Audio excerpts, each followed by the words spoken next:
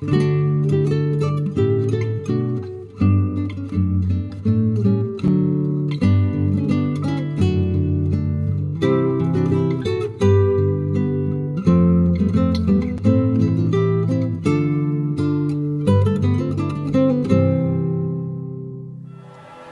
afternoon, everybody. Let me welcome you to the Stone Chapel at Lanier Theological Library. I think I'd like to lead us in a prayer to start with, and then we'll introduce our moderator, and he will introduce the others. Let's pray together. God, thank you for a beautiful day.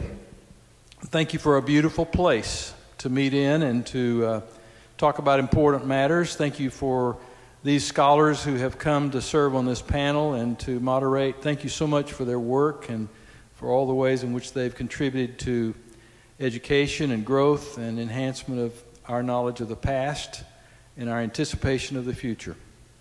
I thank you for Mark and Becky Lanier and for the generosity that allows us to enjoy such beautiful surroundings and such great resources as we have here. Thank you for these people who have come to learn and enjoy. And bless the fellowship that we have this afternoon and all that is shared here in the panel. We pray in Jesus' name, amen. Mark Lanier couldn't be with us this afternoon. His schedule is too tight, too busy. But as director of the library, my name is Charles Mickey. I get to welcome you and introduce our moderator, Jim Hoffmeyer. Jim is we call him a frequent flyer here at the library. Because he comes often. He's been here beginning in early 2011, I think it was. We opened in October 2010, so that was very close to our opening time. And Jim is a distinguished lecturer for us. He has brought 2 lectures, and both of those are on our website, available to you at any time for you to view and enjoy. Jim is a distinguished professor at Trinity Evangelical Divinity School. He's called the professor of Old Testament and Ancient Near Eastern History and Archaeology. I wanted to get all those words in the right order, and so I read them. He has numerous books to his credit, articles galore, and I won't try to list all of those, but we have them all. I really do believe we have them all in our library. You could find them pretty easily, maybe getting one of our staff members to help you find them. Jim and Kathy are dear friends to us. Their son Ben is a dear friend, and they've just moved from, they're in the process of retiring. It looks like it's going to stretch out over a year or so, maybe more, but he's semi-retired, I guess we'd say. And they've moved, or they're in the process of moving from Wheaton, Illinois to Paradise, Pennsylvania. So he just drove a truck to Paradise, and he's here to tell us about it. All right. Jim, come and then introduce the other panelists. Thank you, Charles. I'd like to add my welcome to all of you for being here. This is a great occasion. I love to come to these things because, like many of you, I think it would be fun to see Mark Lanier in court, and these panels that he interrogates and cross-examines the witnesses is about as close as I'll get to that. So I'm disappointed I won't get to see him, but I've been watching how he does it, and I think I'm getting the hang of this cross-examining stuff.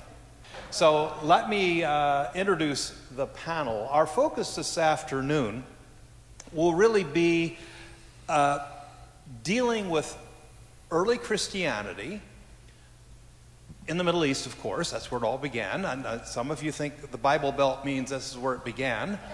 But no, that's not the case. It really did begin miles away from here. And there's so much about early Christianity we here in the West do not understand, do not appreciate, and do not realize how much we really are connected. Our roots go back 2,000 years. And so we want to get at some of that today. And so there are a number of experts here with us, and all of them have actually worked on excavations at sites revealing some of the early Christian architecture. So we're going to talk about some of those things this afternoon. And so let me introduce the panelists one by one. And we'll start first with Dr. Tom Davis, who has been here before, participated in other occasions. Tom is a archaeologist, has worked with me in Sinai, now is directing excavations in Cyprus at a late Roman Christian era site. So we'll probably hear a little bit about what Christianity looked like in Cyprus.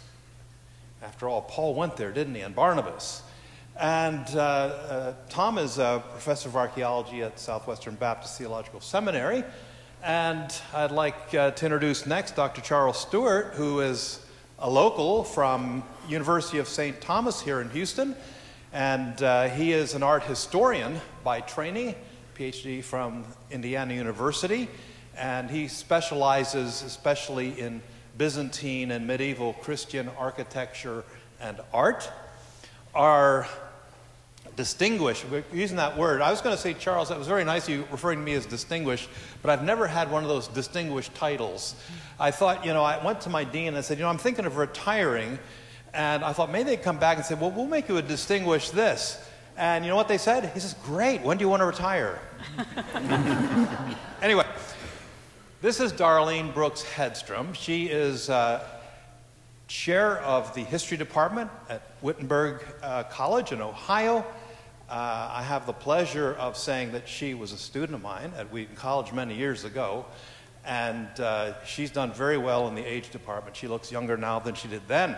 But that's time in the desert. That great hot desert sand on your skin is really good for you. But we're glad she's going to be the keynote speaker tomorrow night, so I hope you're planning to be here for that. And lastly on our panel today, Dr. Maged Michael. Maged is a professor of history at the University of California at Fullerton, did his PhD at UCLA. Now, if you're from my neck of the woods, UCLA is the very distinguished way we refer to the university closest to Lambert Avenue, which is the local junior college. But anyway, he's at the one in California. So, these are our panelists today, and they do bring various expertises to us. Some of them are working in very different worlds. Tom and Charles work more in the Greek world. Darlene and Maged work more in the African and Egyptian world. So some of the fun we'll have is sort of how these two worlds interface in the same time periods. So we want to look at a number of issues, both in the area of theology, some of the controversies that were going on in the early centuries of the Christian church and how they were resolved, and so on and so forth. They're each mic'd up, so you should be able to hear them quite clearly. I thought it might be good to begin with some theology. Tomorrow's lecture will focus largely on archaeology, but I wanted to start with something in the area of theology. And I want to focus, and we're just going to go right down the line and let each of the speakers take a crack at this.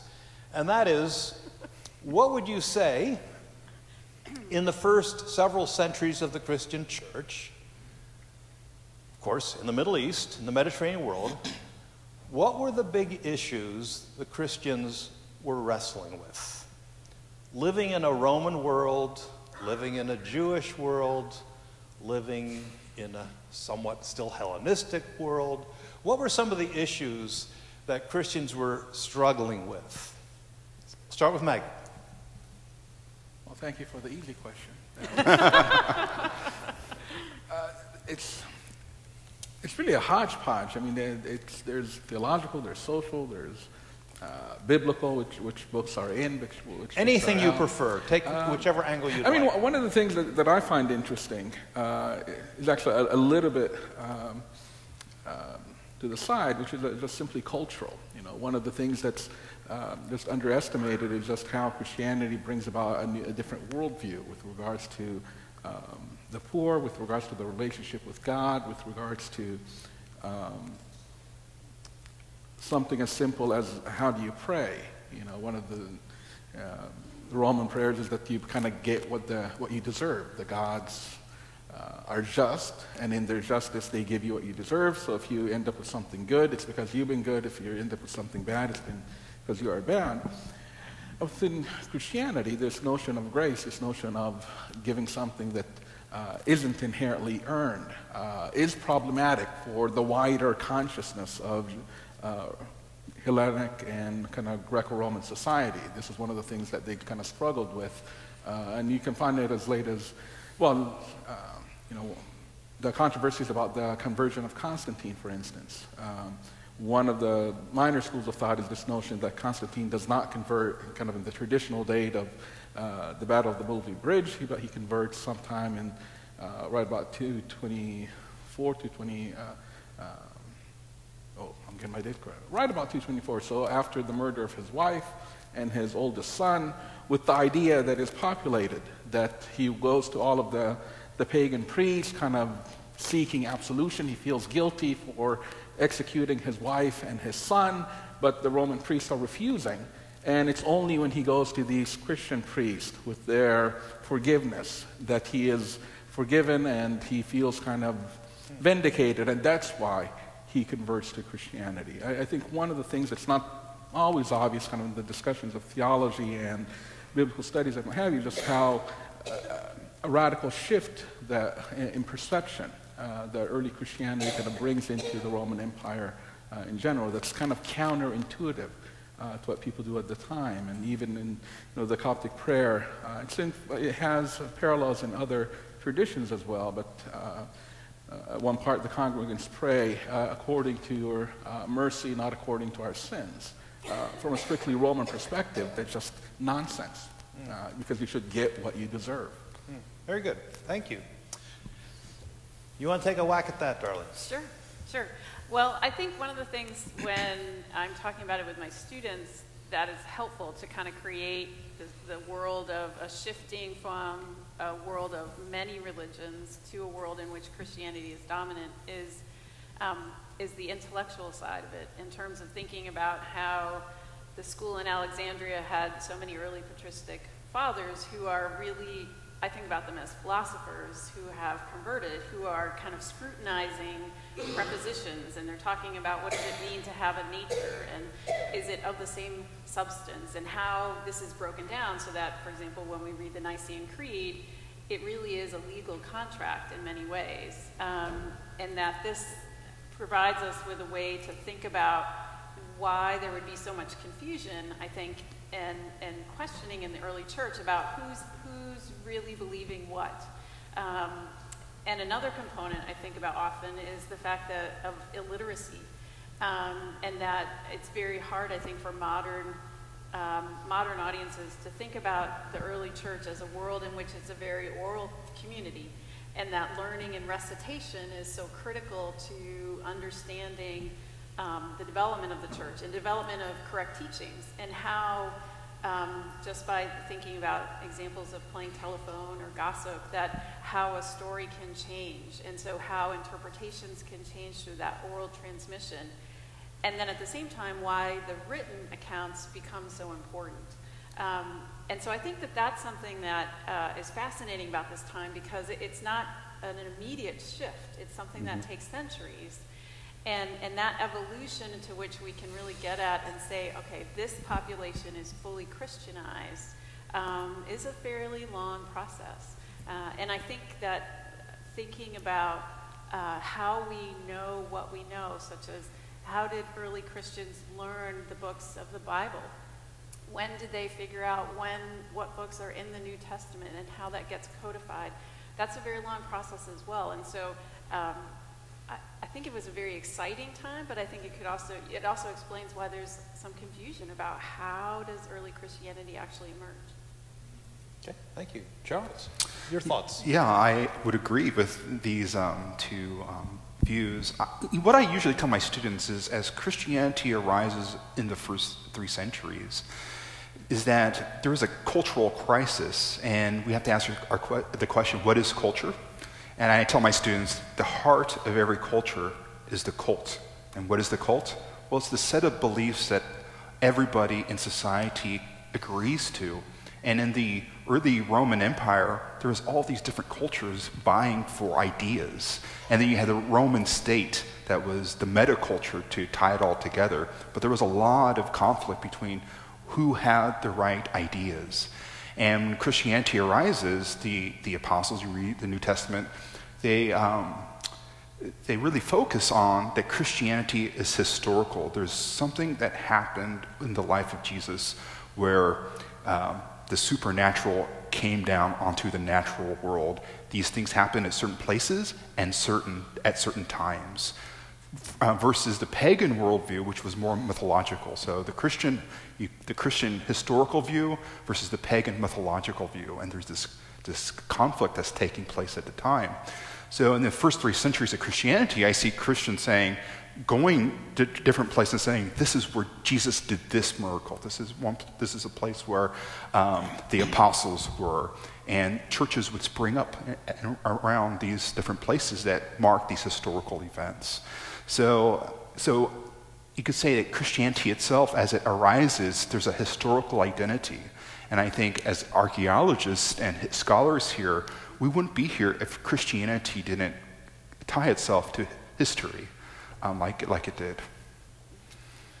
For me, the historian, I like that. Thank you. Tom? Well, as primarily an archaeologist, the questions that I see the early church and Christians wrestling with are very simple ones that we wrestle with. How do I live as a Christian? How do I express my faith? Why do bad things happen? And what's the answer to this? And finally, the ultimate question we all face every day, today. What happens at death? Why do I die? Why is the world the way it's structured? And particularly in the 3rd and 4th century, these issues are being wrestled with, and different answers are coming up. And when I excavated a site that's destroyed by an earthquake in the mid-4th century, right as this transition is happening.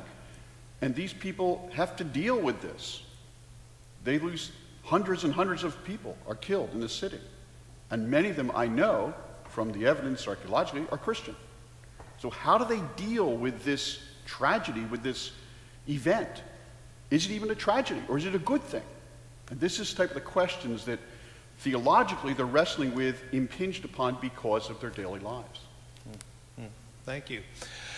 Now, as I said, 3 of these folk are practicing archaeologists. Maggot had his hand in the sand a little bit and thought he wants to read texts. So you might be excused from this next question if you so desire, but let me ask you folk this. And by the way, both Tom and Darlene and I all had the same archaeology teacher as undergrads at Wheaton College. And our teacher, Al Hurt, doesn't play a trumpet, he excavated a site in Nubia. And his lecture was called Christianity Comes to Nubia. He's digging a cemetery, and you have this pagan cemetery. Everybody's tomb is filled with pottery and jewelry and all kinds of goodies, which is what archaeologists are interested in. And then suddenly there's a break, and the tombs start to show nothing in them but human bodies. Christianity arrived. You can't take it with you.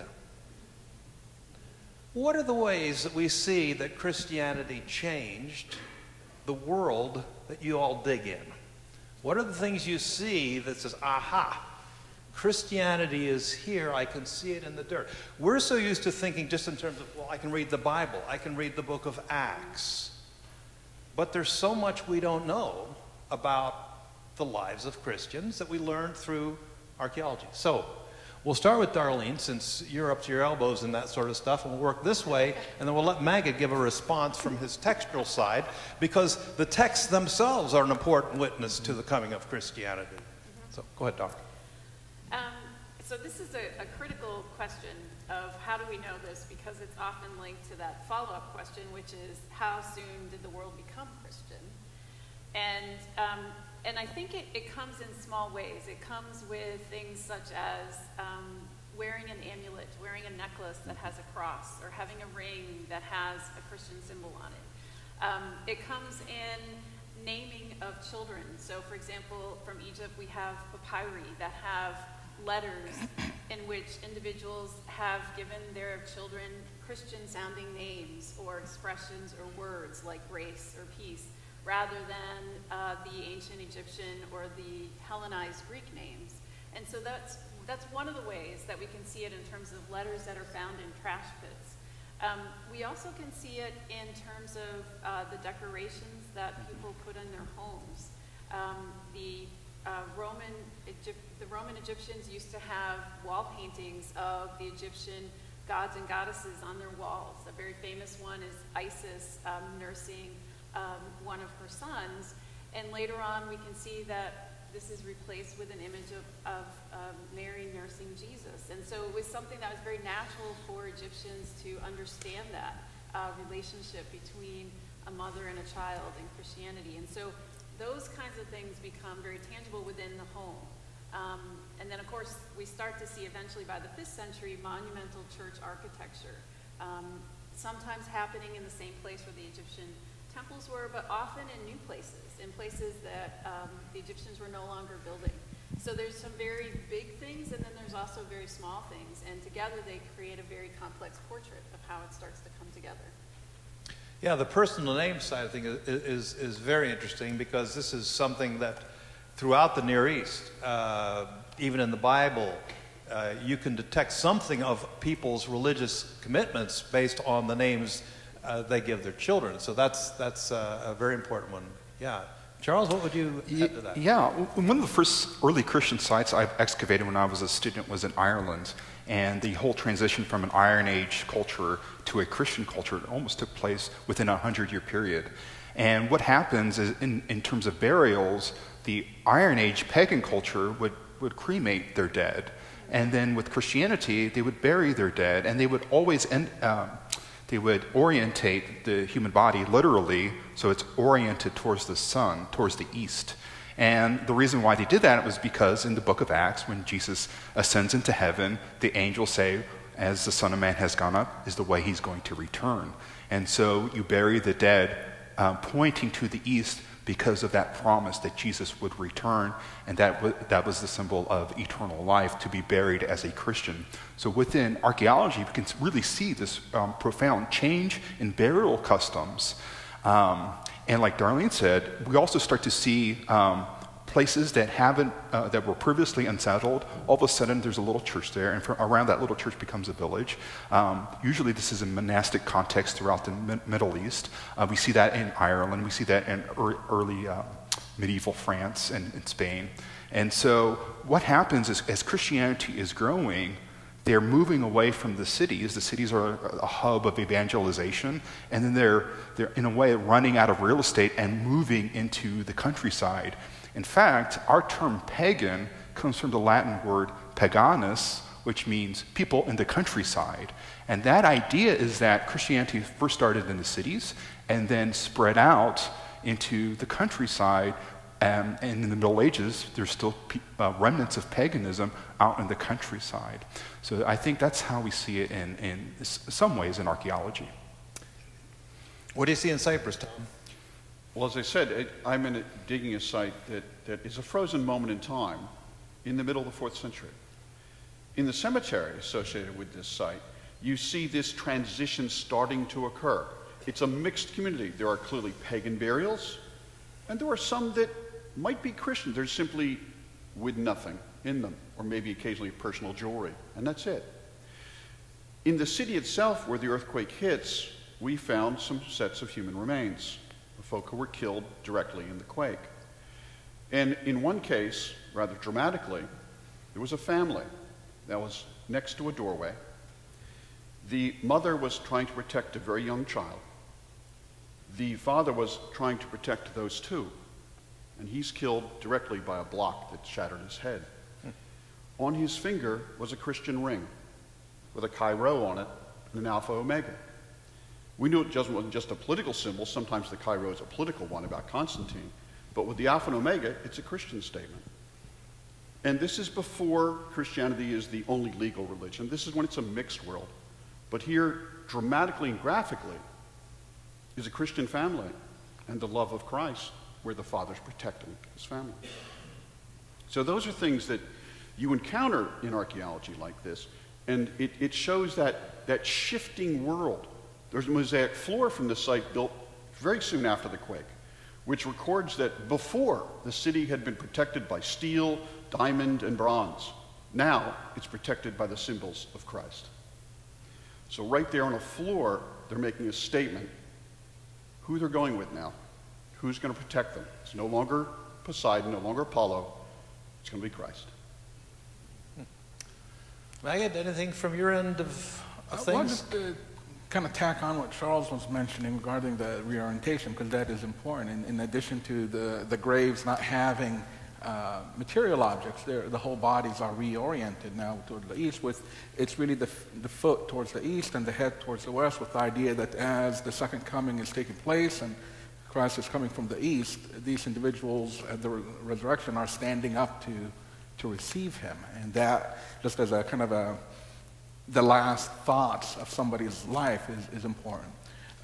Textually, of course, the spread is very well documented in that you find from the late 2nd to early 3rd century translations into Syriac, translations into Coptic and other languages, where initially everything is in Greek, and that works out great as long as Christianity is located in the Greek hubs, which are the cities. But as Christianity now extends into the countryside, excuse me, in Egypt, once you leave the Hellenic city and you go to the countryside, the population is speaking Coptic, various dialects, and hence the earliest translations into Coptic, and similarly in Syria with the Syriac language. And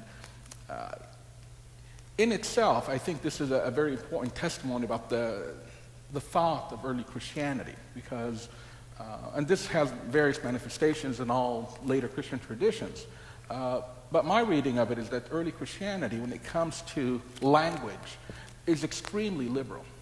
Even when you look at Egypt, not only did they translate from the Greek into Coptic, but they translate into various dialects, even dialects that are not all that different from one another. You can argue they were mutually comprehensible. The basic message was that whatever language you speak, even whatever dialect you speak, the words of the scriptures will be delivered to you in a language and an idiom that you fully comprehend, that you fully understand. Now, how to interpret, especially when it comes to theological issues that I would kind of categorize according to a spectrum, but there is certain issues that when it comes to interpretation of theological passages, that's where kind of a lot of the disputes come in.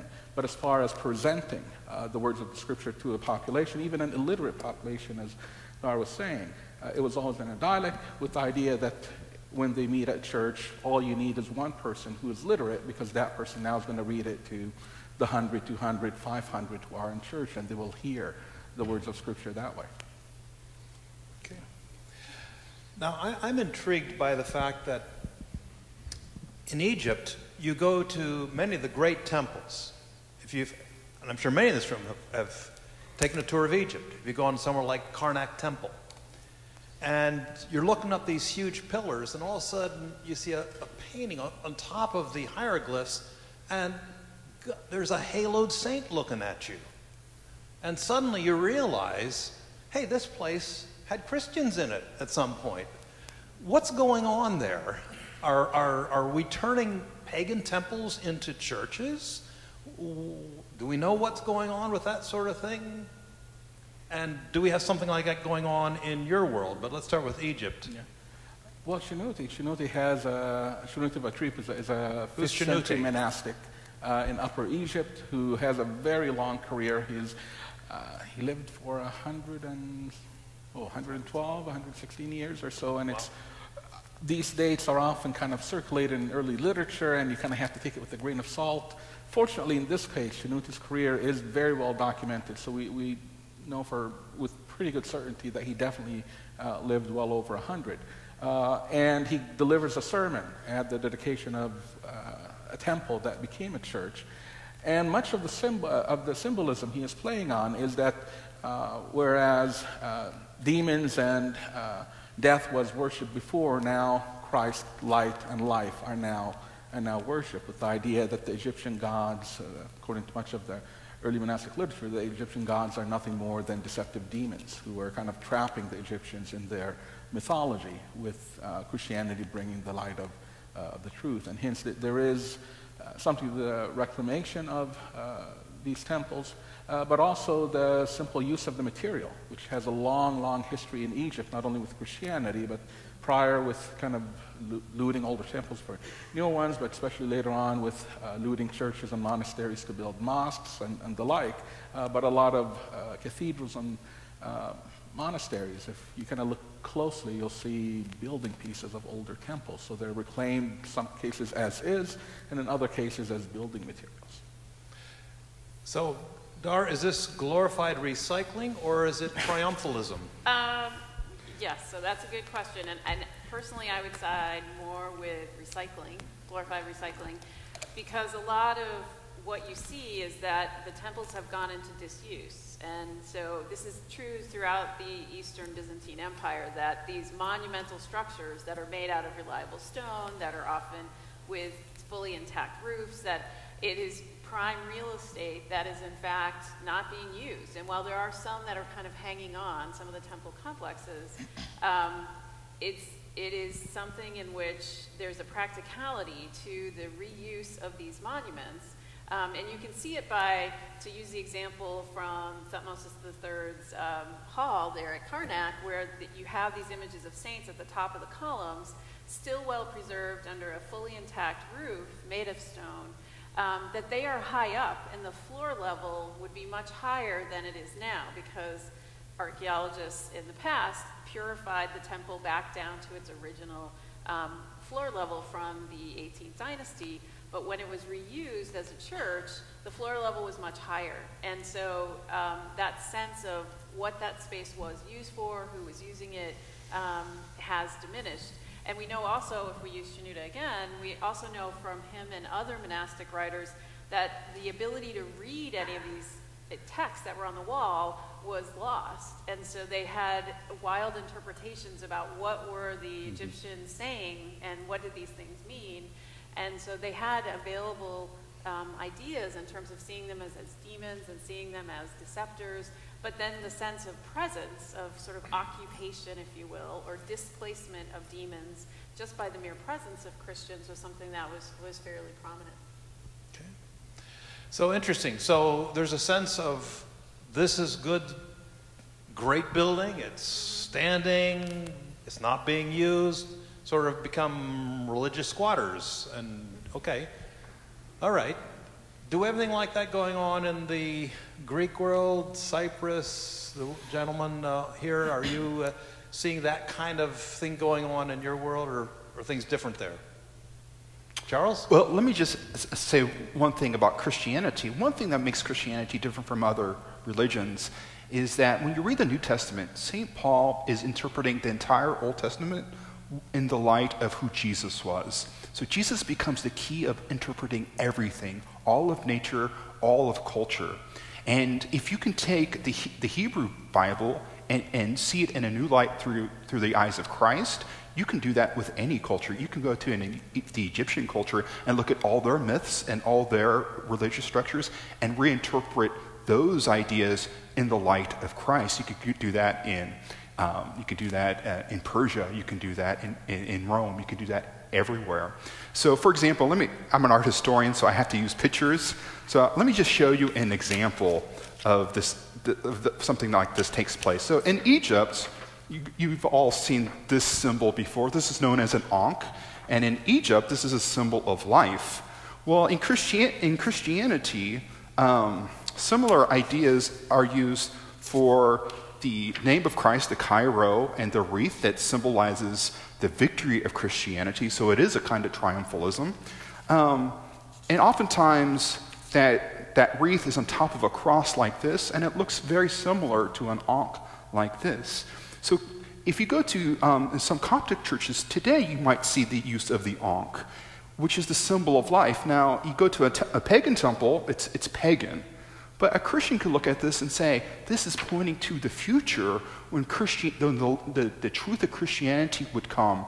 And who is life? Well, Jesus said, I am the truth, the way, the truth, and the life. And that can be a symbol, or it can actually point to the cross and the victory of the cross.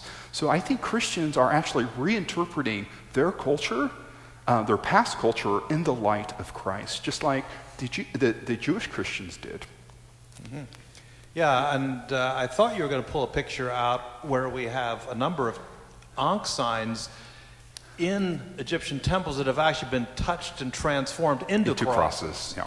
And so they see that Christ is the key of life. He is the one that brings life, and it's through the cross and so on. Tom, anything in... One thing to keep in mind is that Christians worship very differently than pagans in the Greek world. It is, in the Greek world, the main place of worship, the main focus is that altar. And it's an individual exchange. You've made a sacrifice on behalf of something or to the God for something. Christian worship is corporate. I mean, look at the space. It has to be big because people come to worship together. That's what we're instructed to do in the New Testament. That's how we're to worship. And that's a big transition. So the pagan temples often don't work physically for Christian worship. And in Cyprus, they have a clean slate. In the mid-4th century, a series of earthquakes destroys all the major pagan temples. And they're never rebuilt.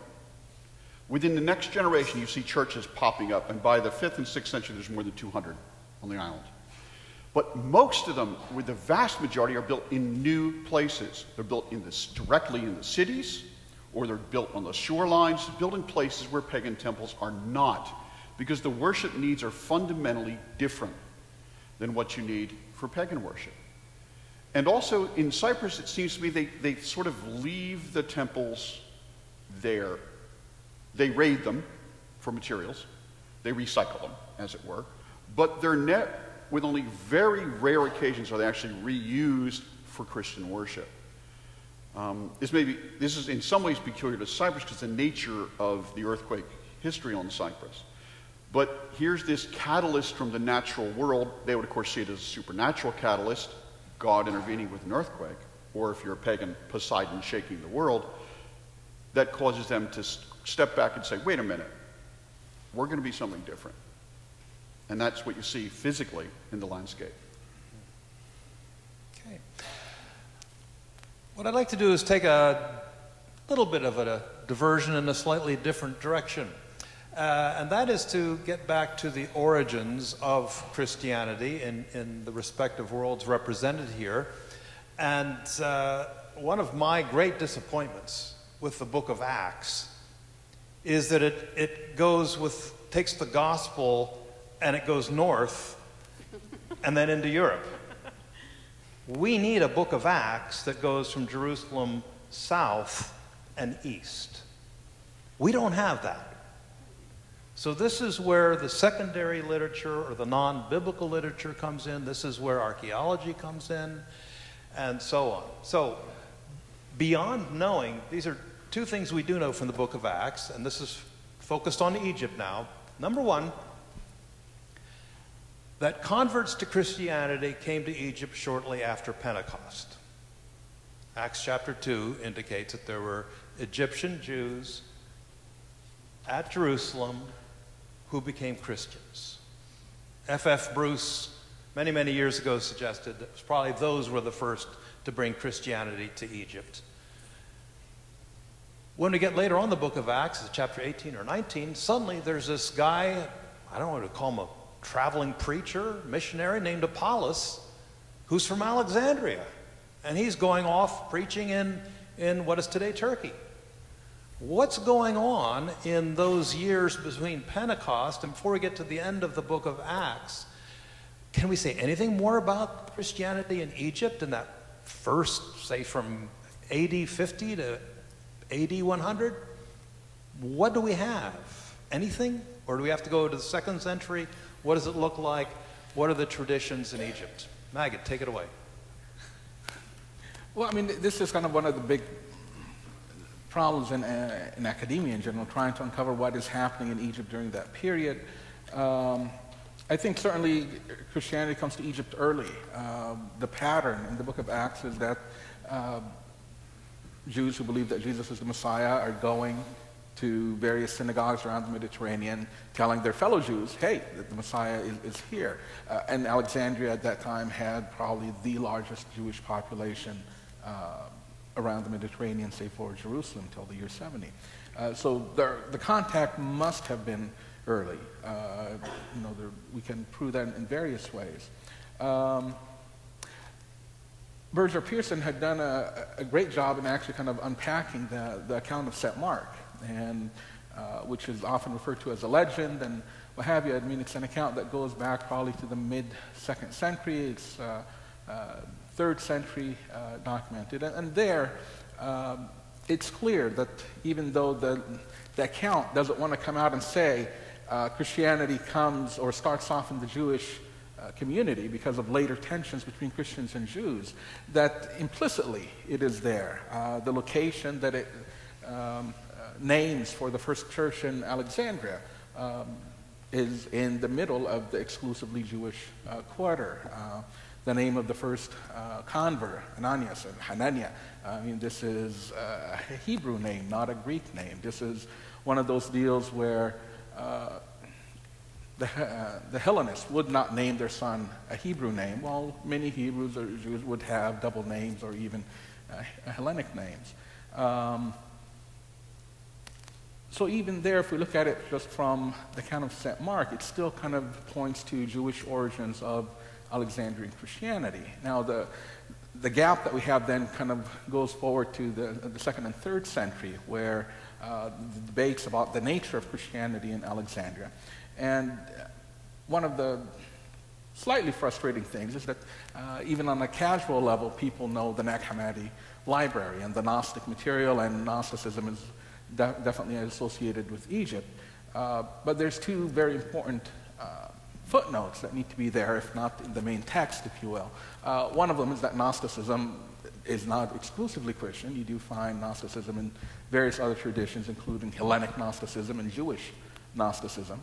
And the other is that you do have the Bodmer papyri, which are older and they're what we would identify as Orthodox. And if anything, they are closer to the monastery of St. Pachomius than the Nag Hammadi material, with some scholars arguing that the proximity has some meaning there. So it's clear that in Alexandria, even though you did have various schools of Gnosticism, you did have what we would recognize as mainline Orthodox Christianity that is abiding by the scriptures that we know. And the litmus test is often kind of the book of Psalms, where wherever you find the book of Psalms, you are finding kind of a mainline Christian group, not Gnostic, with Gnostics completely avoiding the book of Psalms. Okay. Now, just to clarify a point there that may have not been realized by some of you, the Egyptian Coptic Church, the Orthodox Coptic Church of Egypt's tradition is that St. Mark is the initiator of the gospel. He brought the gospel to Egypt, and the line of patriarchs of Alexandria, or popes as they sometimes would call them, are in the line from St. Mark. Whereas in Rome, of course, the tradition is the line of popes go from Peter. So there is their own line of patriarchs, if you will. And so part of what I was getting at in my question is there seems to be a bit of a challenge of the tradition of Mark's role, and yet the limited evidence that Christianity, well, when would Mark have been there, other than the reference that Peter makes to Mark is with me in Babylon. Mm-hmm. I don't know, do you want to take that passage in Peter for us? Either of Dar, you? Well, I was going to offer that we have from our first Christian historian, Eusebius, is the one who really gives us the foundational account of St. Mark as the founder. And of course, that's developing, and he's the biographer of Constantine's life and creating the first history of the church from Adam and Eve until his time, and seeing Constantine sort of as God's deliverer to bring the world out of paganism. And so he's very keen to identify how did Christianity start in various places. And of course, by taking us into the beginning of the 4th century, then we are fairly far away from this 1st century world that we're trying to sketch. I think one of the important things that Maggot brought up is the importance of how we understand Alexandria as a center. The city itself, we know archaeologically, was divided into 5 units. It was laid out a long time ago by Alexander the Great, according to, he had a dream in which he was guided to do this by the gods. But it's one of these most wonderful rectilinear plans in which there were districts for various individuals. And that allows us to have a great deal of archaeological material about the Jewish quarter. We have the writings of Philo in terms of his descriptions of the Jewish community. And we can see a world in which, again, to go back to one of my earlier comments about the intellectual richness of the Jewish community, to be ready to be introduced to the gospel, that there couldn't be a better place for that to in fact happen. And in fact, it's then by the beginning of the 2nd century that we have our first fragments of the New Testament come from Egypt. And so those pieces, while small, I think create a world in which we can get this sense of the spread of the gospel. And the last thing I would offer in terms of the archaeological perspective is that we have very little documentary evidence from Egypt's delta, which is where Alexandria is located. Most of our letters and our papyri and our archives come from Upper and Middle Egypt, and so that is a very strange representation due to the fact that we have a high water table in the north. So we are at a disadvantage. It's not because we haven't found things, it's because of the level of preservation in terms of those documents that may now be lost. Yeah. That's a very good point. We, as archaeologists, often can only imagine what has been lost and what we don't have. And one of the great things about Egypt, of course, is much of what we do have in terms of papyrus comes from those desert areas outside of the Nile Valley where things stay dry. So a good example of this is how many famous documents were found either from the New Testament era or Old Testament era from Jerusalem? 0. How many documents do we have from Qumran in the desert near the Dead Sea? Tons. So environmental factors are really critical, and people often don't realize that. Well, why don't we have evidence about this? That's just the reality of archaeology. I want to hear from the Cyprus side of the table. So we have the tradition of St. Mark bringing the gospel to Egypt. We have a little different tradition in Cyprus. Well, actually, I would point out that in Acts, there is a hint of part of the mission to Egypt. In Acts 15, look it up, there's a fight between Paul and Mark. They have a separation. Traditionally, that's seen as theology or something like that. The trade routes and recent work that shows us the connections of Cyprus to the rest of the world argue that it might be related to missionary strategy. The founding members of the church in Cyprus, or founding members of the church in Antioch, come from Cyrene and Cyprus. And the first mission journey of the church in Antioch starts on Cyprus. And it ends at a site called Paphos. Acts 13, you'll see where they encounter the Roman governor, and he's converted. You don't sail from Paphos to Anatolia, to Turkey. That's not how it works. You sail from Paphos to Egypt and North Africa. If you're going to sail to Turkey, you sail from the north. This is very clear from the pottery evidence and very clear from the way the trade routes and the currents work. Yet that's where Paul and Barnabas and Mark sail from, is Paphos to the north. I believe that their original mission trip has been diverted by the conversion of Sergius Paulus. He's a man from central Turkey. And the first place that they go to in Turkey, one of the cities is Pisidian Antioch, where Sergius Paulus' family came from. We know this from inscriptions that have been found there. It's quite likely that Sergius Paulus has given them a letter and said, "You've given me Christ, go to my family." And they get diverted The normal trade routes are not there. The normal trading boats, they might even have taken a Roman imperial ship to get there. And Mark gets upset because he says, wait a minute, we were supposed to thank our spiritual parents, Cyprus and North Africa and Alexandria. And they don't go there. So he has a fight with Paul. And of course, where does he go eventually? Egypt. Now, that's speculative, but it's built on good data sequence. That's probably why they had a fight. So if that hadn't have happened, if the Spirit hadn't intervened and Sergius Paul's been converted, we might have an Acts record of the mission to Egypt.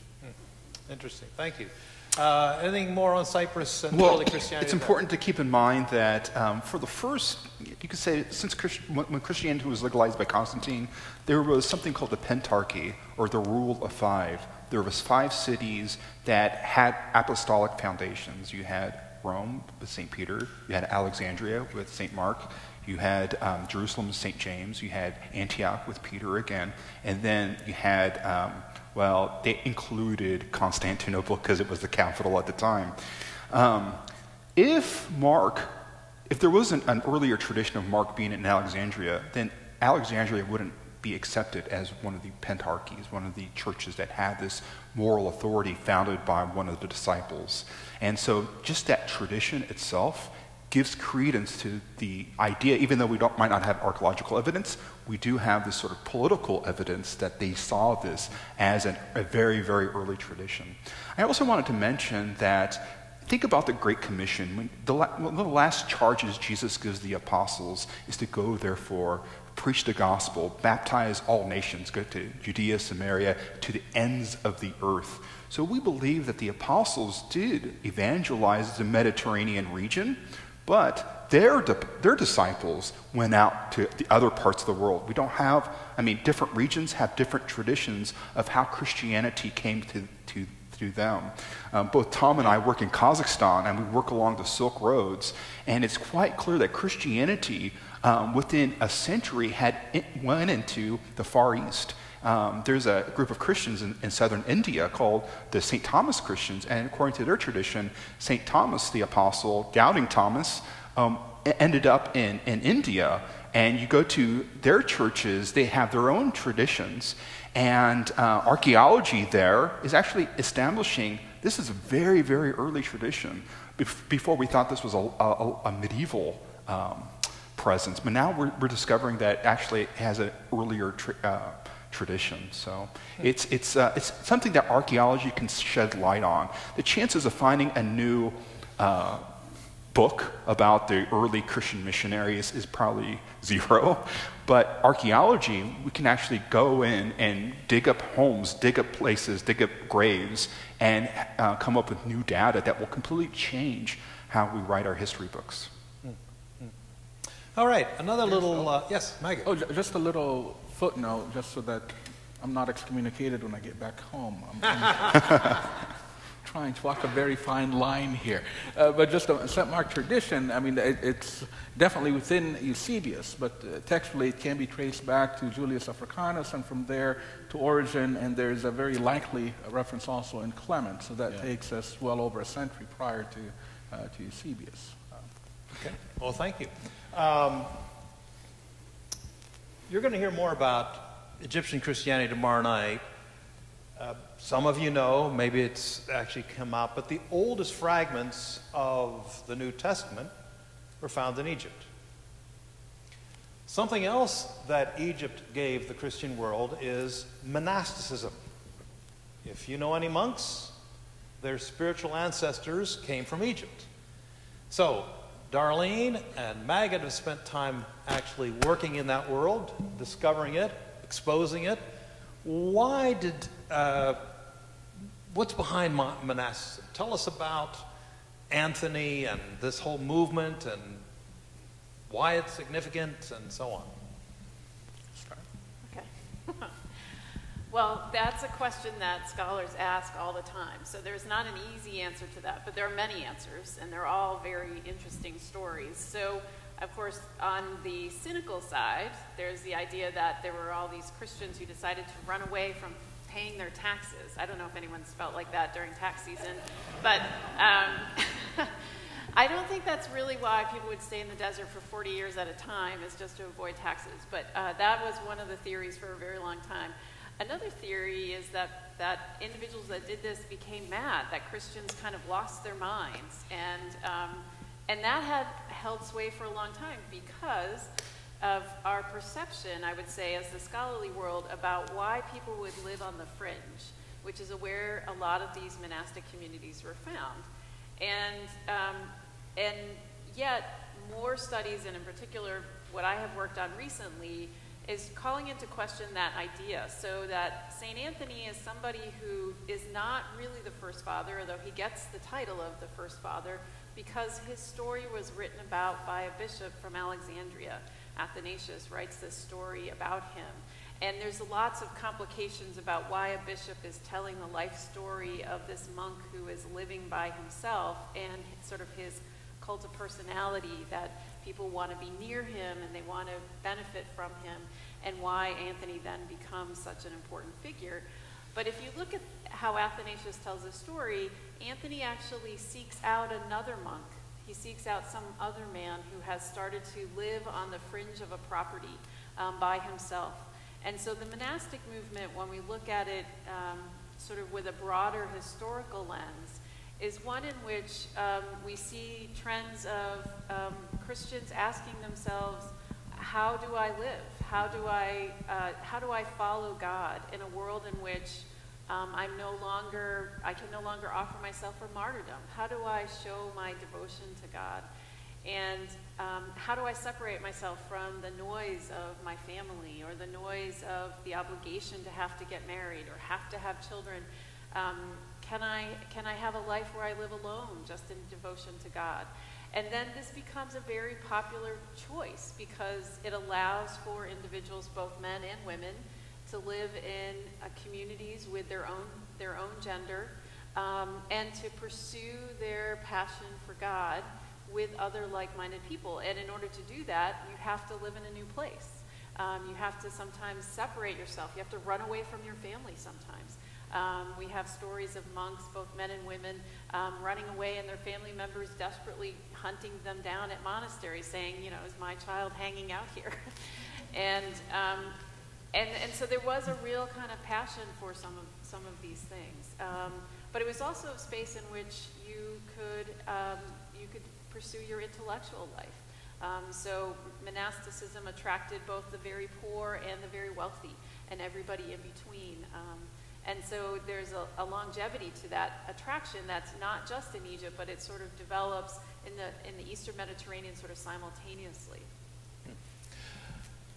Please add to that, Magid, what you like, but I would also like you to, in addition, to tell us a little bit about, is monasticism alive and well in Egypt today? Is it still functioning?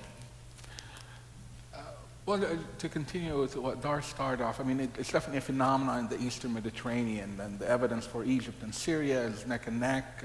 Palestine comes in a little bit later. And scholars do argue that, Anthony wasn't the first, but it's clear that even among that first generation, Anthony does cast a very long shadow. In general, I think it's important to view monasticism as both something old and something new.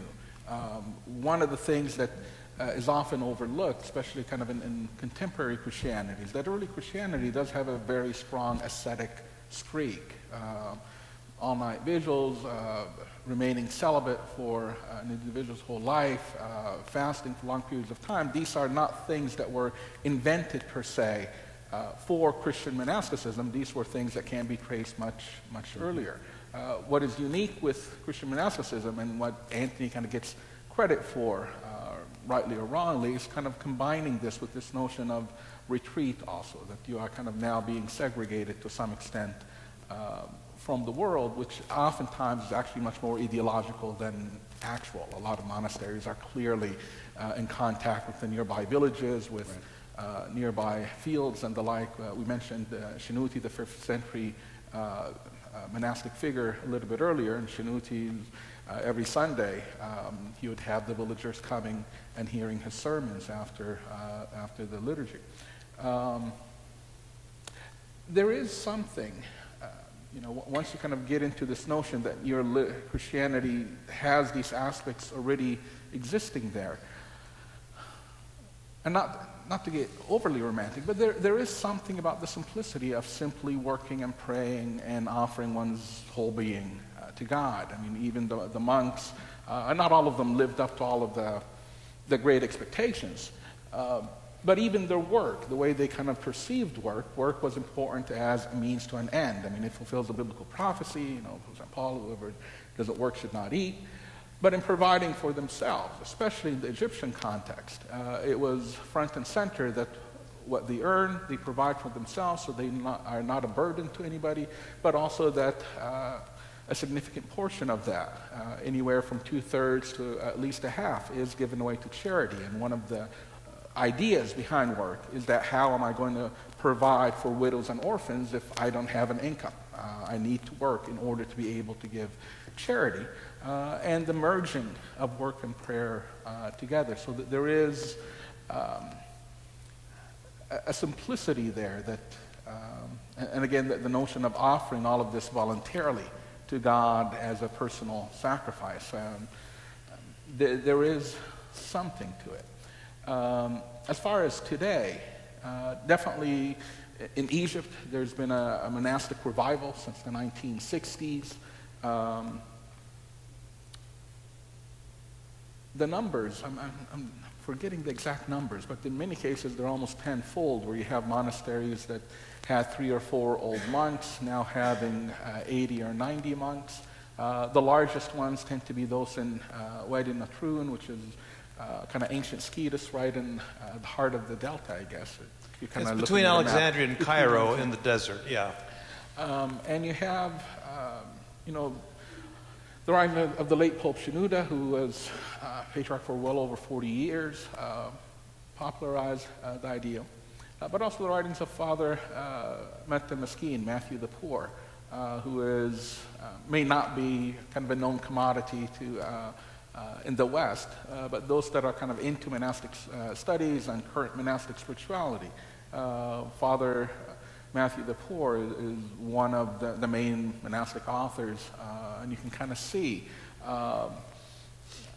the fruit, if you will, of a monk who's been working his whole life simply reading the scriptures and kind of immersing himself in the patristic heritage. But currently, yeah, the number of monks in Egypt is perhaps one of the largest, maybe even before the Middle Ages. Mm-hmm. Okay. So one thing I would add to this, too, is Megan mentioned that this is not, in some ways, necessarily a new way of living. And that's true when we look at the form of asceticism that was being practiced by the Neoplatonists in Alexandria, and especially when we look at athletes within the Greco-Roman world, that some of the same terms that are used to describe those who are following philosophical lives are the same terms that are used to talk about monks in terms of how do they practice, how do they control their body. The Stoics have very similar habits in terms of how do they eat, how do they sleep, how do they have feelings or not have feelings. So the way of living has very concrete parallels to earlier communities that set themselves apart. And so when we think about, was monasticism kind of a new idea for those who were not practicing it, I'm not sure it would have been as new as it is to us as modern readers, where we're not seeing that kind of disciplined lifestyle as much around us. That monasticism may in fact have been a very natural thing to develop within the Christian community because of those parallels. Yeah. The only thing I would add is that within a Christian context, however, all of these ideas, even the ones that are coming from Greco-Roman philosophy, were always Christianized. I mean, even when you look at the Stoic philosophers and kind of the ultimate aim of being without any passion, without any need. Within monastic literature, it always came up just short of that. You have an account with John the Little, where John keeps on praying, God, take away all my temptations, take away all my passions, and he is said to have been granted that gift, and then he goes out, he comes back to the cell, and he was sharing the cell with his brother, in this case an actual monastic brother and a blood brother. He had an older brother. And his older brother wouldn't open to him, and he'd tell him, why aren't you opening? It's me, it's John. And his brother told him, no, I don't recognize you. God, I think you should go and pray to God to return the passions to you, because how else are you going to make progress in this world? How else are you going to be tested and proven? Those who are beyond temptation are the angels, and if you aren't an angel, you no longer live here. Anything about monasticism from your world? Yeah, or I would just add to this is it's important to keep in mind that when you read the New Testament, it talks about the family of God. That when you become a Christian, you have your natural family, but when you become a Christian, you become part of a supernatural family. And Jesus talked to God the Father as Abba. Well, in these monastic communities that arise, the head of the monastery in Egypt would be called Abu, and in the West he would become an abbot, and the nuns would become sisters and mothers, and the brothers and fathers. This kind of familial language starts to develop within these communities. So monasticism, in a way, is a new kind of family. It's a Christian family. It's about working together for the common good of the community. And in a sense, if any of you belong to a church, your community, your congregation, is a kind of a monastic community where you're all helping each other become better Christians. And I think that's important to keep in mind. And another important idea here is that these communities were predicated on the idea that they believed the end time would be soon, and they needed to group together and protect each other from persecution as well. And so to separate yourself from the world was also in a way of protecting yourself from your spiritual and physical enemies as well. Anything from you, Tom, on this subject? On Cyprus, you don't really see the monastic space happening until the Middle Ages. It's actually when the church comes under threat of first Islamic domination with the Arab raids and Arab conquest in the 7th century. And then from the Greek perspective, when the Latin Crusaders come, do you see the flourishing of the monasteries up in the mountains? They pull out of the cities, the Orthodox Church, and go into the mountains. And that becomes the salvation space for Christianity and for Greek culture. So it should be no surprise to us that the first president of independent Cyprus is a monk, Archbishop Macarius. Interesting. Yeah. I have two major lines of questioning and discussion in our last 20 minutes. Many of you know, because you hear it in the news, of ongoing attacks, especially against Christians in the Middle East, and very often you hear about things happening in Egypt to Christians. I'm intrigued by the fact that when Islam came to North Africa, that Christianity was wiped out all across North Africa, which was all Christian in the 7th century, pretty much. But it survived in Egypt. From Libya all the way to Morocco, again, remember, that's St. Augustine country. Christianity was well established for hundreds of years. But Christianity disappears from the rest of North Africa, but it survives in Egypt. I asked that question to the last Pope of the Coptic Church, Pope Shenouda, but I'm not going to give you his answer. I want to hear what you think, any of you on the panel. Why did Christianity survive in Egypt? But why was it then, or why did it not survive in the rest of North Africa? That's an excellent question.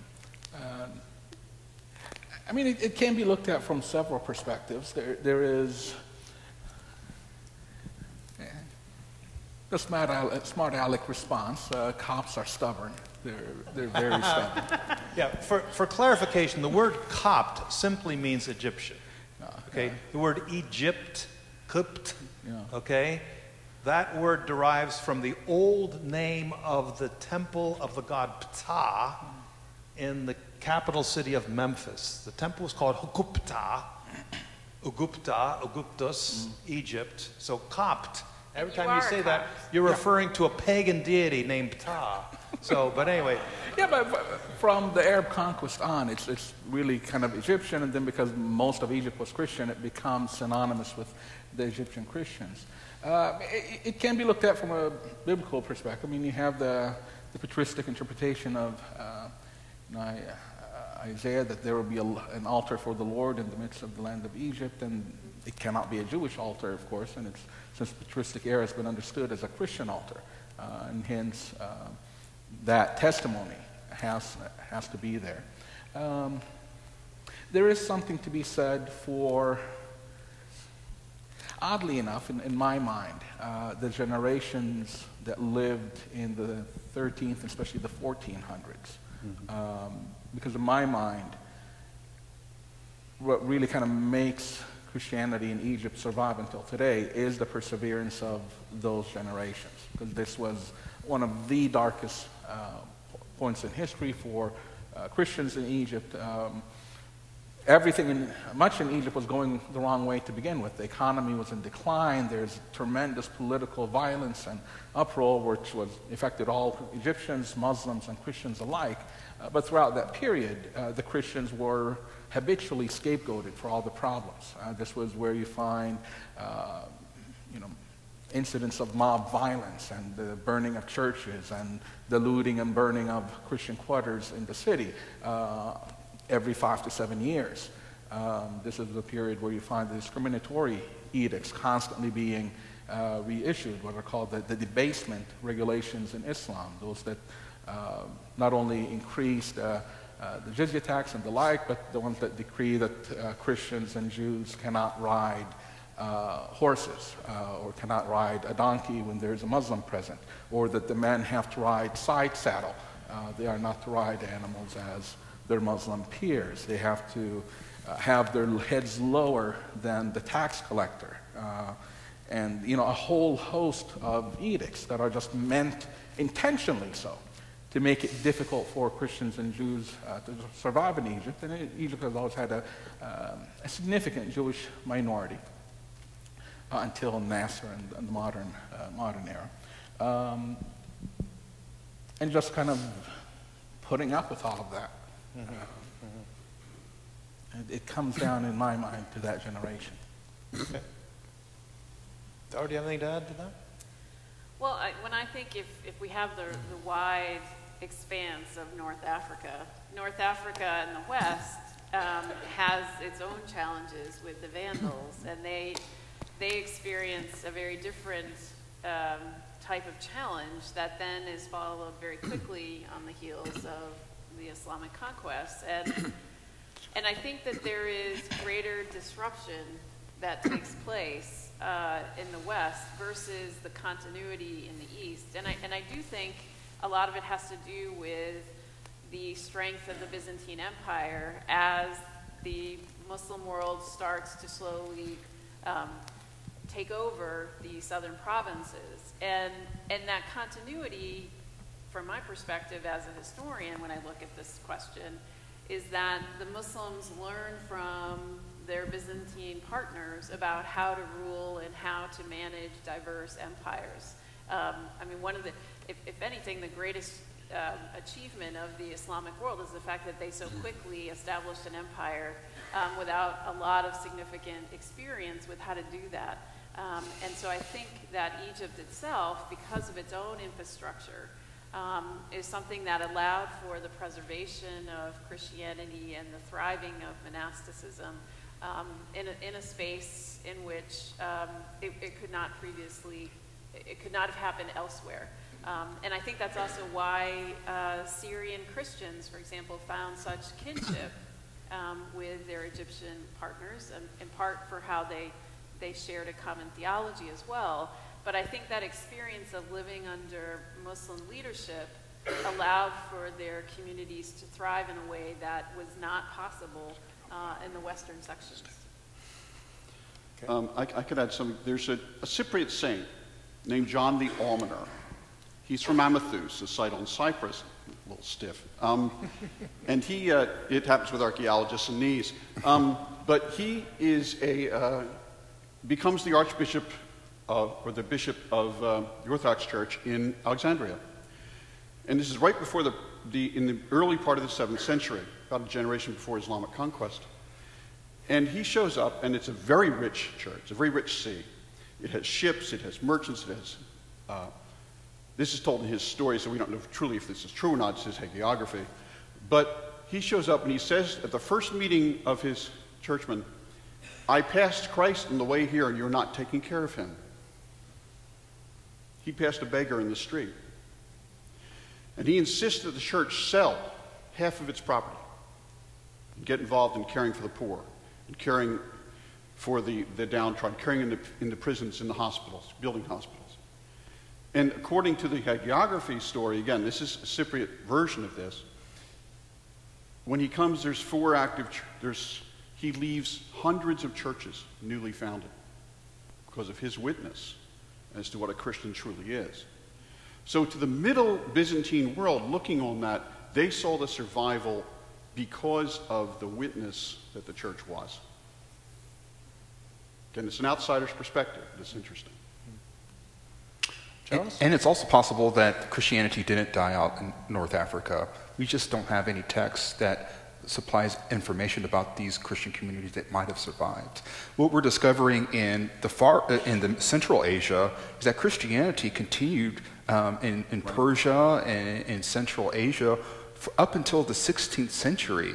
One of the big blows of Christianity was the plague, killed off many people, and then later on Tamerlane came through and just massacred everybody, not just Christians, but the entire populations. And so it's very possible that Christianity actually survived in North Africa into the Middle Ages, and then later, perhaps because of Wahhabism, you start to see in the modern period the decline of Christianity, especially within the Ottoman Empire. The Ottoman Empire wasn't very good for Christian communities in the Middle East. Oh, thank you. Do you want to hear Pope Shenouda's answer to my question? Yes. I was surprised by his answer, but the more I've thought about it, you hinted at it earlier. He says, I say, why did Christianity survive in Egypt? He says, because Jesus came to Egypt. Isn't that interesting? Jesus took Egypt and Africa seriously. We take Jesus seriously. What do you think of that answer? No, the altar in the middle, I mean, that's one of the traditional spots for the pilgrimage of the Holy Family in Egypt. Yeah. Mm-hmm. Okay. All right. Last subject, and then feel free if there's time to question each other.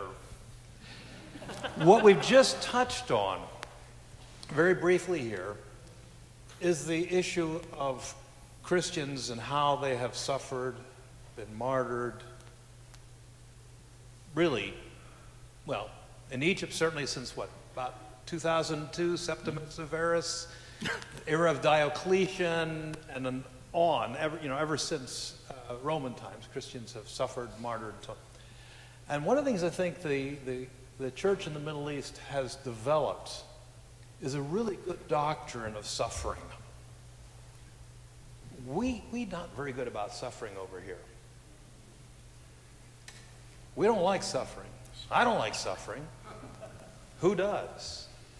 But maybe you could touch a little bit on that aspect of suffering, martyrdom, and how that itself becomes a strengthening element for the Christian community really to this day, really, not just in the early centuries. Well, I can share that. So I worked for the Yale Monastic Archaeology Project, and I was their field director for 2 excavations and now a senior consultant for them. And my last visit to Egypt my last visits to Egypt have been after the ousting of President Mubarak, and in a world of the Arab Spring, there's a great sense in Egypt of Copts having an awareness that death is imminent. And of course, probably you've heard about the execution of Egyptians in Libya, and that they are being considered saints for their suffering. And I have the privilege to have teams of Egyptian workmen who work as our day laborers, and we select specifically from Coptic communities. And what I have learned in talking with them and with seeing them as well is that they now prominently wear a cross on their neck. So Copts often have a tattoo, they have some kind of physical symbol, but now they are wearing even more visible signs of their faith in the real belief that they are going to die soon. And that is something that is very much a reminder of a different world and a different Christianity than the Christianity that I have, in terms of the fact that I don't have a constant fear that I might die because of the beliefs that I have, and how proud they are to be expressing that faith, that I'm willing to die and I will wear the symbol so that I am selected. And so that is certainly much more present in a way that I had not experienced it with my Coptic colleagues until after this Arab Spring. I think in general, just martyrdom across the ages, there's always been the mentality that the martyr is selected for a special witness, kind of the literal meaning of a martyr, kind of providing a witness. And even from the early persecutions down through the Great Persecution down until today, there's this notion that unfortunately oftentimes it's the gruesome details that get the attention. Whether it's during the Great Persecution, how many times have this individual been to the rack, or how they've been limbs have been hacked off, or what have you. But when you actually look at these texts, as fantastic as many of them are, there's always that witness. There's always that encounter between the martyr and the authority is tempting them to give up their Christianity, give up and preserve their life, and they provide that witness of saying, no, I've been selected for this. I've been chosen to suffer as Christ. And you find this in the Greek material, the Coptic material, the medieval Arabic martyrdoms, and the modern accounts today with, Dar mentioned the Libyan martyrs. The Libyan martyrs, in the U.S. media, you just saw like little frozen images, and it was kind of a 2-3 minute thing on the news. The details that came up afterwards is that all of them were asked to give up their faith. All of them were asked that we'll let you live if you renege your Christianity and say the Shahada and become Muslims. And within Islamic jurisdiction, or the schools of thought, that has to be repeated 3 times. It's not just enough to make that offer to a person once. You have to repeat it 3 times. They have to give you the same answer 3 times, and then you can kill them or execute them. So those martyrs, they are contemporary, but they still fit within this larger pattern of martyrdom within Christianity at large, but within Egyptian Christianity in particular. Tom? Just a couple things. In the 7th century, there was major Arab raids on Cyprus and some settlement, and one of the churches was burned up in Saloi. And the bishop wrote an inscription, which we actually have. And in this inscription, he mentions the judgment of God is balanced with his mercy. Mm-hmm. And his judgment is not without mercy, and his mercy is not without judgment. Mm-hmm. And that was what they hung on to through martyrdom. That appreciation for this balance in God. In a modern setting, with work we've been doing in Kazakhstan, we found the first physical evidence, the earliest physical evidence of Christianity in Kazakhstan. And to the local believers, current believers, this was liberating, because they could now say to their Kazakh brethren, You can no longer say I'm not being a Cossack if I'm a Christian. And because this predates Russian imperialism, predates Russian Christianity. It was Cossack Christianity. And this grounding of it into the real world through the archaeology has been liberating for them. Charles, I'll give you the last word. Sure. A couple of months ago, I think it was February 24th, there was monuments all over the world that were bathed in red light. The Colosseum in Rome, Notre Dame of Paris, churches in Syria. And it was to mark the fact that over the past 10 years, it seems that 100,000 Christians have given their lives for their faith around the world. That means 2 million people over the past 10 years have died for their faith. In fact, the past 10 years have been the worst time of Christian persecution that the world has seen, simply because there's more Christians in the world today than there has ever been before.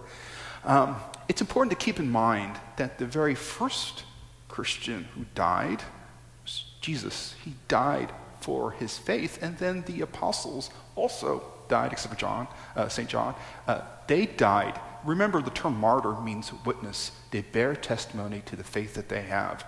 In a sense, all of us who claim to be Christians, we have to go through a kind of witness, a martyrdom. It could be physical. It could be social. There's a kind of stigma, professional, believe me. As academics working in the secular world, we get persecuted for our belief in Christ. So it's just part of being Christian, simply because if you're going to follow Christ, you have to follow his example. And we carry the cross on our shoulders every day, following his example.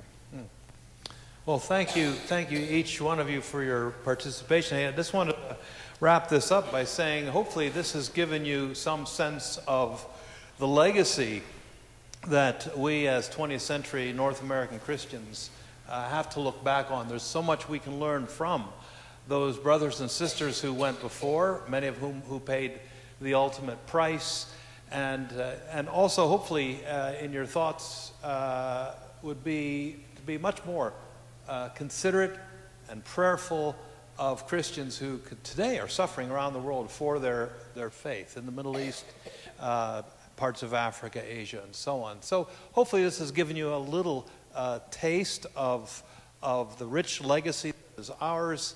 And please come back tomorrow night to hear more from Darlene Brooks Hedstrom about her work and the search for Christianity in Egypt. So thanks again, each of you, for participating, for you for coming. And why don't we just conclude by giving them our applause. Thank you.